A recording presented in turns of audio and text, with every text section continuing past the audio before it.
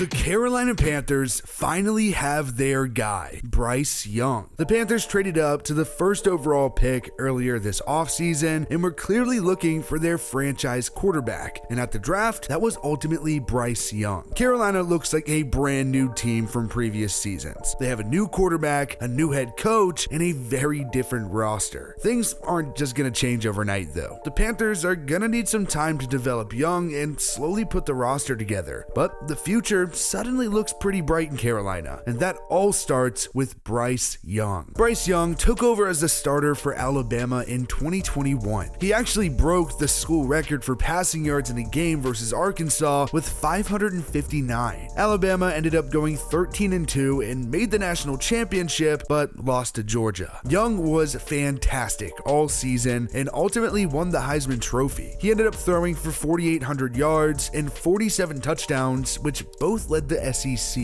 He threw only 7 interceptions while completing 67% of his passes and rushing for 3 touchdowns. After that 1 year starting, Young was already considered a top prospect. He was incredible, and he continued to build on that as a junior. Last season, the Crimson Tide went 11-2 and won the Sugar Bowl. Young was good, but definitely not up to par with 2021. And that's more due to just how insane his numbers were that year. Young completed 64.5% of his passes for 3,300 yards and 32 touchdowns to 5 interceptions. Young also rushed for 4 touchdowns. In 3 years at Bama, Bryce Young was amazing, and that was always expected to be the case, even back in his time in high school. Bryce Young went to Modern Day High School in Santa Ana, California. As a senior, Young was the USA Today High School Offensive Player of the Year after he threw for 4,500 yards and 58 touchdowns. He was a 5-star recruit and the number 2 overall prospect in the country, behind only Brian Brussey. Young originally committed to play at USC, but later decommitted to play at Alabama under Nick Saban. As a freshman in Tuscaloosa, Young was the backup to Mac Jones. He ended up appearing in 9 games and threw for 156 yards and a touchdown. Then he got the chance to take over and he dominated. And as soon as he became draft eligible, he declared for the draft. Carolina ended up selecting Bryce Young first overall, but the Panthers originally held the 9th overall pick of the draft before making the trade up with the Bears for number 1. The Bears already have Justin Fields and don't need another quarterback,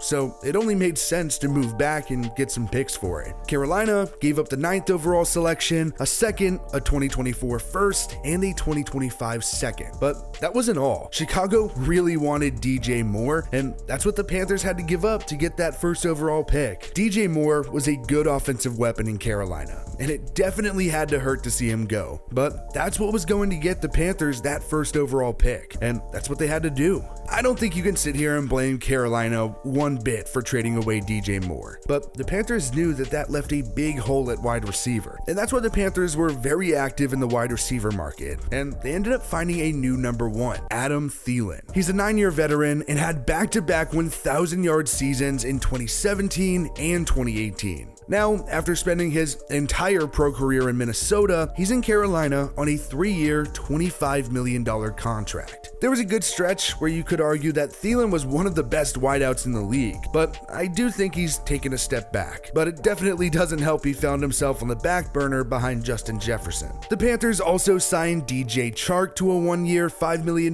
deal. He's had a single 1,000-yard season in his career back in 2019 with the Jaguars. He's a solid receiver and definitely going to help. The best returning wide receiver is probably Terrace Marshall. Carolina selected him in the first round in 2021, but he was disappointing as a rookie. He took off late last season and recorded almost 500 yards on the year. It really felt like that old coaching staff just didn't like Marshall for whatever reason, but I really liked him as a prospect. The Panthers also went out and got a solid tight end in Hayden Hurst. He's been signed to a 3-year, $21 million contract. He's played for 3 teams in his 5-year career. His best season came in 2020 with 56 catches for 500 yards and 6 touchdowns. If he's used right, he can be a very valuable player for the Carolina Panthers. The Panthers running back situation obviously is going to look a lot different than previous seasons after trading away Christian McCaffrey. And that's probably why Carolina spent some money on running back in free agency, giving Miles Sanders a 4-year, $25.4 million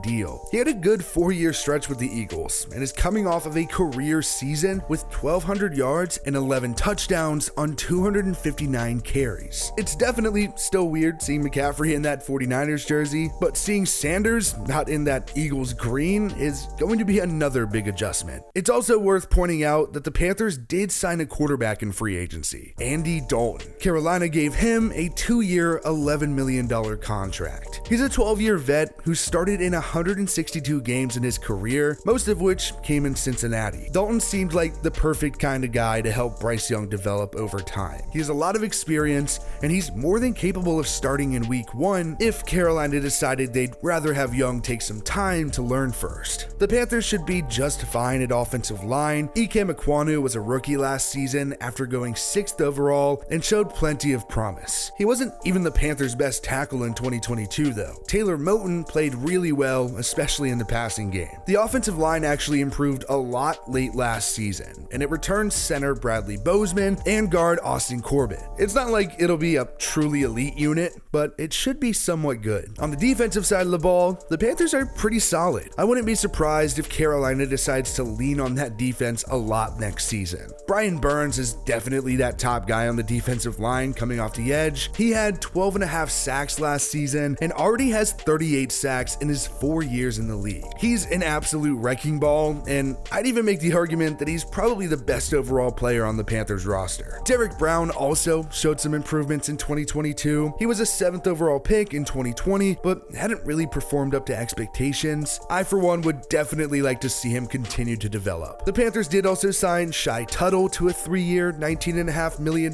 contract after his 4 seasons in New Orleans. He'll be very valuable at that defensive tackle spot alongside Derrick Brown. Linebacker is held down by Frankie Louvu, who went from being more of a role guy to a legitimate star last season. He had over 100 tackles and 7 sacks. It felt like he kind of did it all last season, and he really came out of nowhere to become this elite playmaker. JC Horn was fantastic at corner for Carolina and had a team-leading 3 interceptions. He was the Panthers' 8th overall pick in 2021, but he only played in 3 games as a rookie after suffering a fractured foot. When he's been on the field, he's been really good. Hopefully, JC can stay healthy. Xavier Woods was good at safety, but that didn't stop the Panthers from bringing in some reinforcements. Carolina signed Von Bell to a 3-year, $22.5 million deal. He's a 7-year veteran and was recently a key piece to the Bengals defense. I have some high hopes for the Carolina secondary now, but defense in general should be really good. The Panthers were solid on defense last year and even had some good pieces on the offensive side of the ball, but I felt like quarterback really hindered them. Carolina essentially ended up with a 3-way split at quarterback in 2022, and that split was between Baker Mayfield, Sam Darnold, and PJ Walker. None of them are on the roster anymore. Head coach Matt Rule was fired 5 games into his 3rd year in Carolina. The Panthers started 1-4, and that was it for him. Steve Wilkes stepped in as the interim, and Carolina went 6-6 under him. He was considered for the permanent role, but David Tepper went with Frank Reich instead. Frank Reich was the Colts head coach for 5 seasons before ultimately being fired after starting 3-5-1 last season. Reich has had a success in the NFL, specifically with the Eagles as their offensive coordinator. I think the biggest downfall in Indianapolis was definitely the lack of quarterback. He was supposed to have Andrew Luck for those years, but his shocking retirement left the Colts scrambling for his entire tenure. I think that's what ultimately ruined his time in Indy, and that's why I was worried about him going to Carolina. But that's not the case now, because the Panthers have their franchise quarterback, Bryce Young. The Panthers have a solid roster and a lot of new pieces that are going to need time to glue together. But I think trading up for that 1st overall pick and getting Bryce Young and ensuring that Frank Reich has his guy is going to help Carolina turn things around and build a really good team for the future. And I, for one, think the future in Carolina is looking very bright.